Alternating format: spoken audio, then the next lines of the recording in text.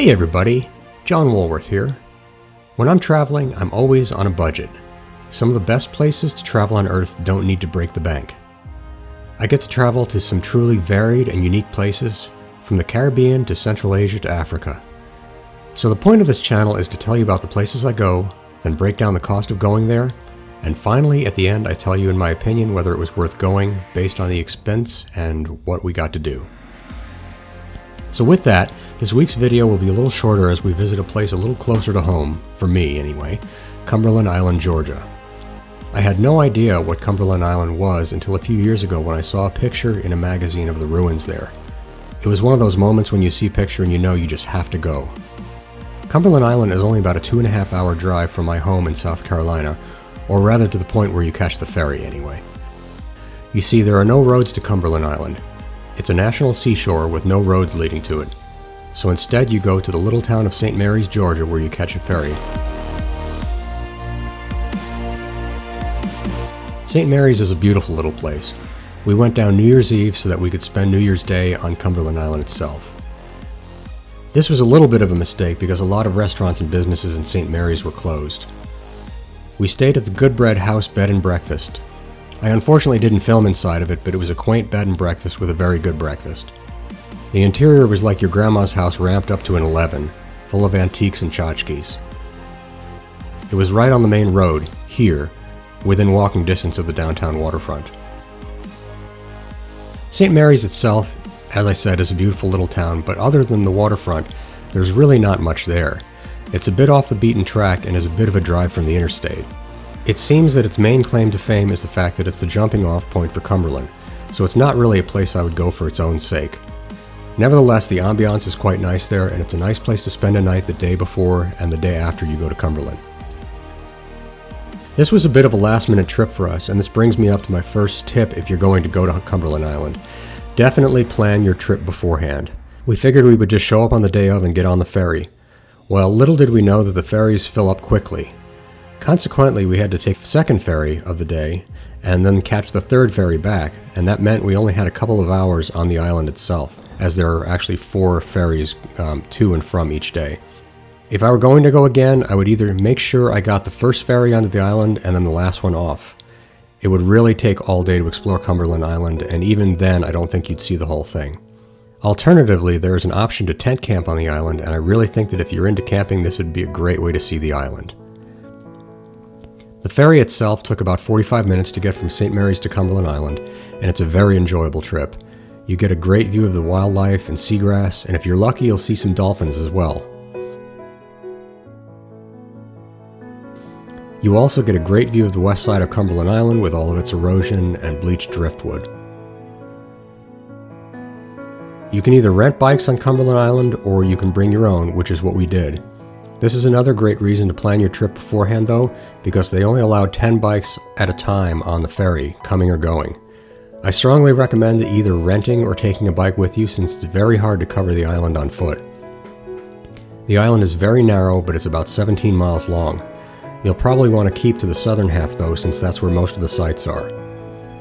Cumberland Island is known for 4 things: the massive ruins of a Carnegie mansion that burned in the 1950s, unspoiled beaches, wild horses, and finally an almost fairy tale story forest of live oaks. The mansion was what first got my attention. Also known as the Dungeness Ruins, this is a definite must-see if you're going to go. It sits near the southern tip of the island, and it's about a mile walk from the dock in my estimation. The ruins are the remains of a mansion that was built in 1884. It had 59 rooms, pools, a golf course, and 40 other buildings to house staff and servants. It is a truly massive ruin, often frequented by wild horses of the island. The mansion was abandoned after the 1929 stock market crash, and then it was largely destroyed by a fire in 1959. The stone and brickworks remain though, and it's still an impressive sight. Definitely make time to wander around the grounds. If you see nothing else on the island, this is worth the trip. My wife Lynn and I explored the island on our bikes. This is really a great way to see things. We were able to take the sandy roads first to the ruins, then east past the old servants' quarters and some barns. It's a really beautiful biking island. I will warn you though that the roads don't really lead all the way to the beach.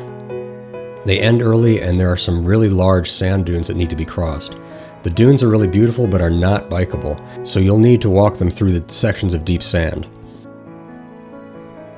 But after you get past the dunes, you'll be rewarded with unspoiled wild beaches flanked only by forest and sand dunes. The beach has a similar feel to Hunting Island State Park in South Carolina in that there's no development and only the sound of the waves, the birds, and the occasional person. You might even see wild horses on the beach. Speaking of wild horses, they are one of the other main draws to coming to Cumberland Island. There are an estimated population of 150 to 200 feral horses roaming the island. They are likely the descendants of horses brought during the 18th century by English settlers. They are definitely not tame, so treat them as such. However, they can be approached fairly closely as long as you give them respect. I was able to get this footage near the boardwalk leading from the primitive campground to the beach. They can also frequently be seen near the Dungeness Ruins, as I mentioned, and I did spot a couple there as well.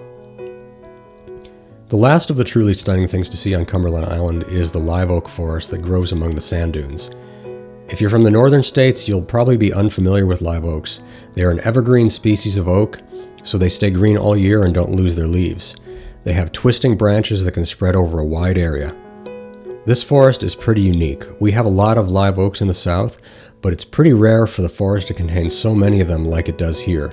If you tent camp on Cumberland Island, this is the forest where you sleep, and it's pretty amazing. So we caught the earlier afternoon ferry back to St. Mary's. The ferry ride itself really is a pleasure, and it's part of the adventure itself. Just make sure you don't miss it, or you're sleeping in the woods without a tent that night. We spent the rest of the afternoon in St. Mary's just wandering around and enjoying the beautiful day around the waterfront. After that, we headed back home to Beaufort. We didn't really see the point of spending another night just so we'd have to drive home in the morning. So now the question, what did the trip cost? And finally, in my opinion, was it worth it? Alright, so now finally for the big questions. How much did it cost? And finally, in my opinion, was it worth it? So first the cost breakdown. We stayed for one night at the Good Bread Inn. That was $189 plus the accommodation tax for a total of $213.57. A little pricey, but it included a good breakfast. By the way, all costs are in United States dollars. The Cumberland Island Ferry was $20 each for a round-trip ticket plus $10 to take a bike aboard for a total of $60 between the two of us. The park pass was $15 a person for a total of $30. This is a week-long pass, but we obviously only used it for a day.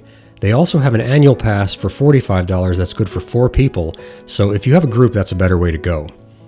Other than that, we had a couple stops at restaurants for a total of $75. We packed a lunch onto the island since there was nowhere to pick up food on Cumberland Island. The last expense we had was diesel for my car. We had a round trip of 320 miles at 30 miles to the gallon and a fuel price at the time of $3.74 a gallon. This gave us a cost of $39.90 for fuel. We of course were able to drive, but if you're going to fly in, the nearest airport is Jacksonville, Florida, followed by Savannah, Georgia. If you're going to fly in, it would be a good idea to pair Cumberland Island with something else, since you're probably only going to want to spend a couple of days on Cumberland. Savannah, Georgia, Jacksonville, or even St. Augustine, Florida would be a great place to visit on the same trip.